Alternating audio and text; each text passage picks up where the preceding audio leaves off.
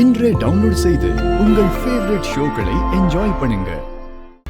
இங்க பாருங்க, இதுல 5 லட்ச ரூபா பணம் இருக்கு. இந்த பணத்தை வச்சுக்கோங்க. எங்க ஏன் அப்படி பாக்குறீங்க? வச்சுக்கோங்க.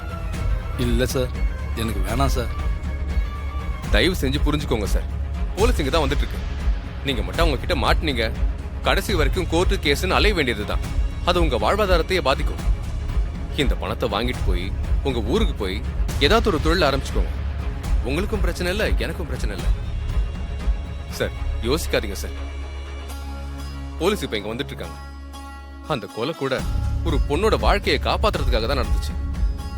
இது நீங்க அந்த பொண்ணுக்கு செய்யற உதவி மாதிரி தான். ப்ளீஸ் சார், இந்தாங்க பணத்தை வாங்கிக்கோங்க.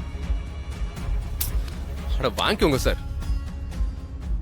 ஒரு பொண்ணோட வாழ்க்கைக்கு உதவி செய்யற மாதிரின்னு சொல்றீங்க சார், அதனால நான் வாங்கிக்கிறேன். சரி, அப்போ நீங்க ஒண்ணு பண்ணுங்க. உங்க செல்போனை ஆஃப் பண்ணி வைங்க, இல்லைன்னா போலீஸ் ட்ரேஸ் பண்ணி வந்துருவாங்க. பண்ணிடுறேன். Okay sir. சரி, இப்பவே பண்ணுங்க.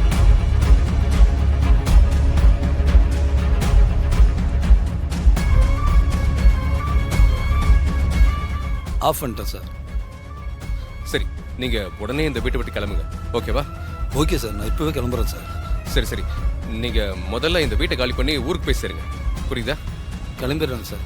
சரி, நான் கிளம்புறேன். சரிங்க சார். ஏங்க எங்க போனீங்க? உங்களுக்கு மெடிசன் வாங்கிட்டு வந்தா நீங்க எங்க போயிட்டீங்க? அது கொஞ்சம் வலி அதிகமா இருந்ததா, அதான் பக்கத்துல இருக்க மெடிக்கல் போலான்னு கிளம்புனேன். ஆனா அந்த மெடிக்கல் ஷாப் பூட்டி இருந்தது. சரின்னு அப்படியே அடுத்த ஒரு ஷாப்பை தேடி பார்த்தேன். எங்கேயும் இல்லை, அதான் வந்துட்டேன்.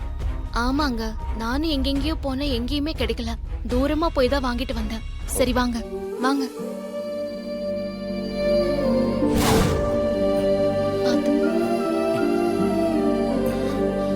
இதோட எதுக்குங்க போனீங்க? நானே வாங்கிட்டு வந்திருப்பேன்ல. உட்காருங்க.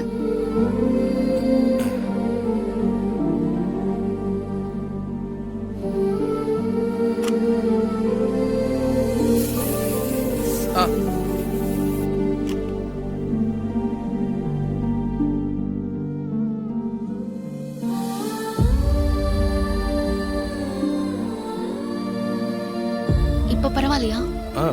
ஓகே தான். ஆமா, நீ எங்கேயோ கிளம்பணும்னு சொன்ன. ஆமாங்க. நீ போயிட்டு வா. சரிங்க, இப்ப பரவாயில்ல. பாத்துக்கோங்க.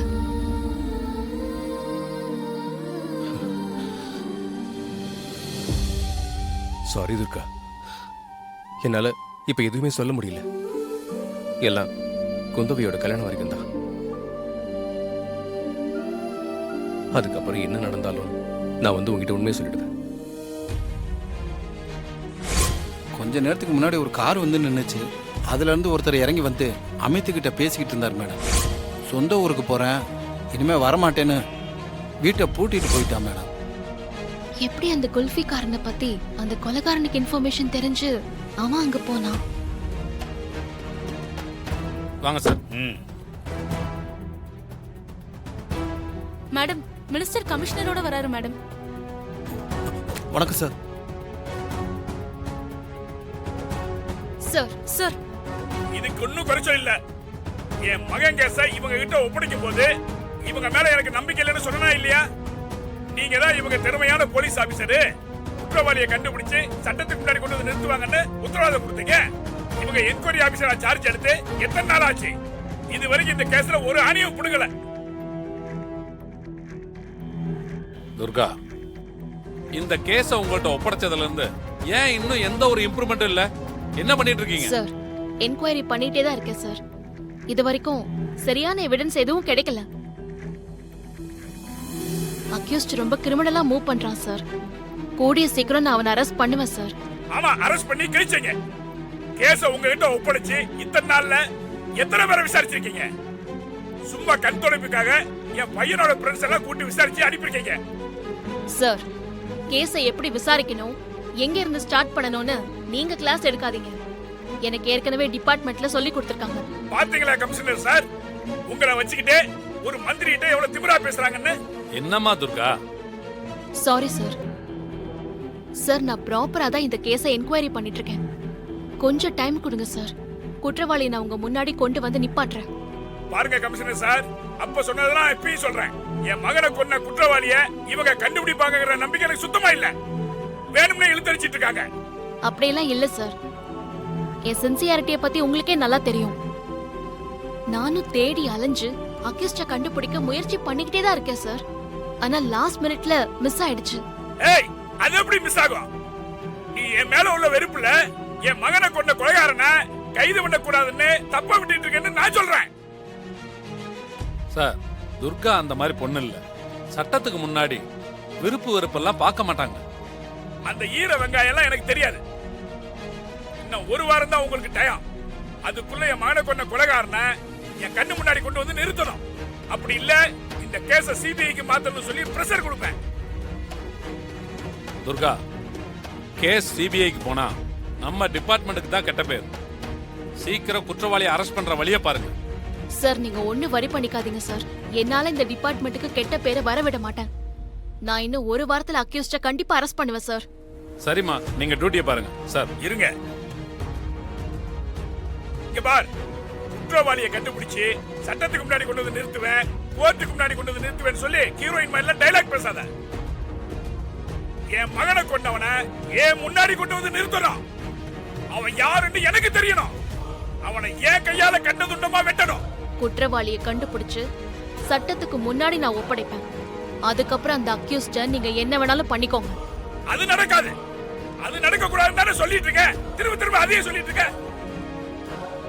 என் மகனை கொண்டவனுக்கு என் கையால சாவு. அதை மாத்தணும்னு நீ நினைக்காத. ஏய், என்ன பண்ணிக்கிட்டு இருக்க? ஆ? இதெல்லாம் உன்னோட வேலையா? எதுக்காகவா நீ இவ்வளவு தூரம் வந்த? இந்த ஐஸ்கிரீமை வச்சு அந்த சூர்யாவை காலி பண்ண போறேன். எப்படி?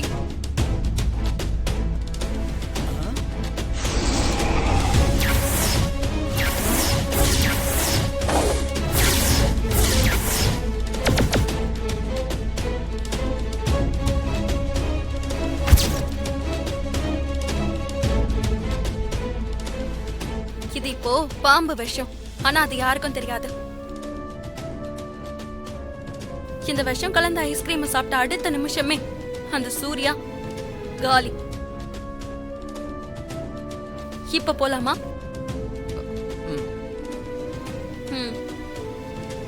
All the best sister. சும்மா சொல்லக்கூடாது சிஸ்டர். நம்ம நாகஜோதி வேற லெவல். என்ன நடக்குதுன்னு பாப்போம். சரி சரி, ஓகே. நான் உடனே பார்த்து உங்களுக்கு சென்ட் பண்றேன். சரிங்களா? ஆ. எப்படி மறந்தேன்? சார், எல்லாருக்கும் ஐஸ்கிரீம் வாங்குனாங்க. உங்களுக்கு கொடுத்துட்டு வர சொன்னாங்க. சரி, ஓகே, வச்சுட்டு போங்க.